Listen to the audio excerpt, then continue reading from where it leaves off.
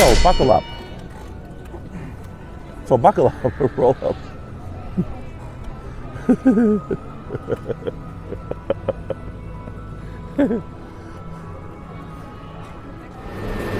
Please stand clear of the doors. Por favor, manténganse alejado de las puertas.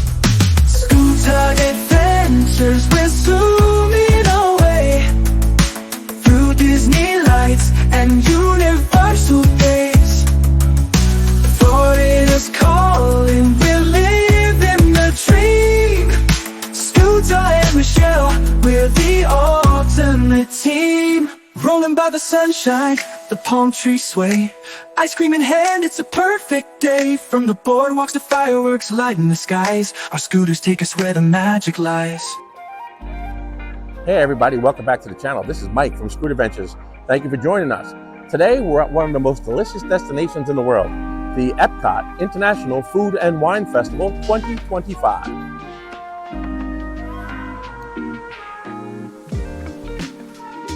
If you're using a mobility scooter or even a wheelchair, you know navigating a busy theme park can be a challenge, let alone during one of Disney's most popular festivals.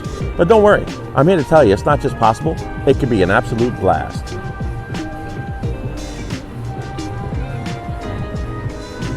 So buckle up and let's enjoy the Food and Wine Festival.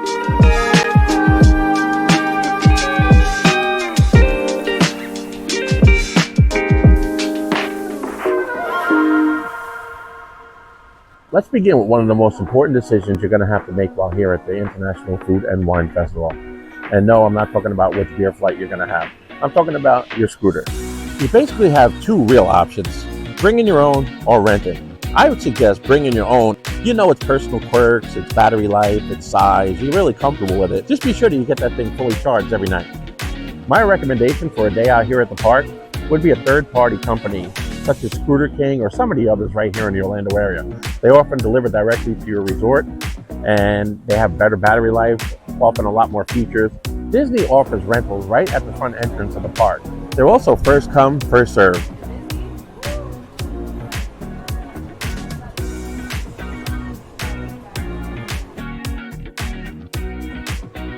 For number two, and I can't stress this enough, master mobile ordering. Mobile ordering will save the day in many cases. With mobile ordering, you can find a quiet spot, grab your phone, place an order on the app, and then when it's time to pick up, just roll right up to the convenient pickup window and grab your food.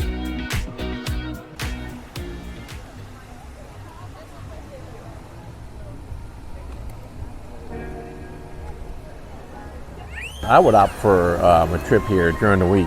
Try to get here on like a Tuesday, Wednesday, or Thursday. Crowds are a lot less, a lot lower, a lot easier to get around. If you come on the weekends, it's like basically the difference between a leisurely stroll in the park or trying to cross the street in Times Square. So it's people everywhere. So just kind of pick your days if you can and try to do it during the week. The festival is a lot of fun any day, and during the week would be ideal.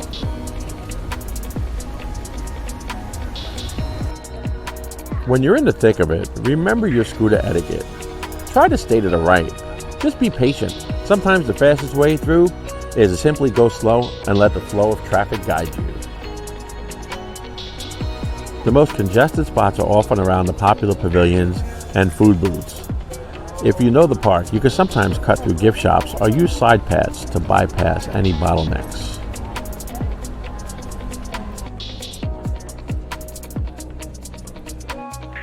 Make sure you put that scooter basket to good use. You'll find that you're going to go to it a lot. You can keep your park maps and all your other goodies in there, some food, snacks, whatever. In my case, I got some camera gear in there. So there you have it. Make sure you're using that basket on your scooter. It's going to be one of the most useful tools that you have on the scooter, and you'll go to it quite a bit while you're here at the Food and Wine Festival. Now, one thing to always keep in mind while you're here at the festival, you can see some clouds building. That's one of those things. The storms can pop up really quick when you're here in Florida. And if you're at the festival, it gets real crowded. There might not always be places to go hide and seek some shelter. So try to have a game plan. If you're near places like the Land or some place like that, or up near Creations gift shop, it's really good places to hide and go seek some shelter. Odyssey Building is also another very good place. So just try to be ready, plan ahead, and know where you're going to go when the clouds start to build and it looks like there's some rain coming. Very, very important. You don't want to get the scooter wet. Now, if we take a look at the line, let's say for a food booth like right here at Belgium, you can see it's pretty spacious and pretty wide open. It's definitely doable with the scooter. Some food booths are a little bit tighter than this. Just plan accordingly, and you'll know when it's a little bit too tight. If you could have somebody from your party navigate the queue and you don't have to take your scooter into a tight space, that's highly recommended to do that if you can. So you're going to have to just take it booth by booth and go from there. Some areas, like right here near the American Experience, are a little bit tight for a mobility scooter, and it will require a little bit more patience on your part, but it can be done. Think about picking up a cup holder. Any aftermarket one will do. It's really good to have, very convenient. It mounts right to the front of your scooter, and you have hydration on the go, and it's a place to put those delicious festival beverages as you're working your way around World Showcase and all of Epcot to enjoy the Food and Wine Festival 2025. This one is purely practical but absolutely vital for a comfortable day. While all Epcot restrooms are generally accessible, some are larger and easier to navigate with the scooter. The Disney Experience app is going to be your best friend when it comes to this. It clearly marks all the restroom locations, and don't forget about the larger companion restrooms if you need extra space or assistance. Knowing where they are before you head out saves a lot of stress. And while you're out here at Epcot enjoying the Food and Wine Festival 2025 on your mobility scooter, make sure you make a quick stop over here at the American Experience to stop off at the Art of Disney. Maybe pick up something to take home. Why not? And then get right back out there to the Food and Wine. Battery life is crucial. Epcot is a huge park. World Showcase alone, over a mile. You'll drain your battery if you're there all day. My top tip, always start with a full charge. And if you're doing a split day, consider bringing your charger or planning to swap out your Disney rental. For third-party rentals, their batteries usually last much longer, often a full day without issue.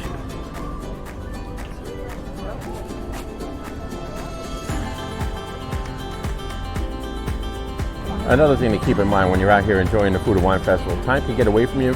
You don't realize you've been out in the sun very long, so make sure you take some shade breaks. Try to seek out some shady spots. You're already sitting down, so you're good on your scooter, or try to find, even better, some air-conditioned shops.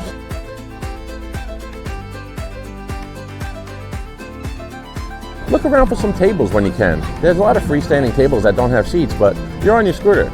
You can pull right up to these high-top tables, and you'll be able to have a nice place to eat your snack, whatever you decided to buy from one of the many food booths around World Showcase. While you're at the Food and Wine Festival on your mobility scooter, be sure to check out the E to the Beat concert series featuring many top acts. The wheelchair and accessible viewing area is right around the middle row, and you stay right in your seat. In just 10 minutes, Joey Fatone and friends will take to the stage to perform some of their greatest hits. Get ready to eat to the beat.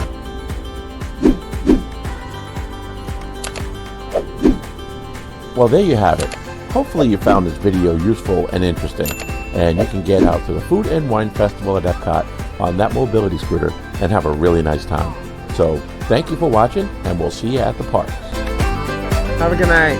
Thank you.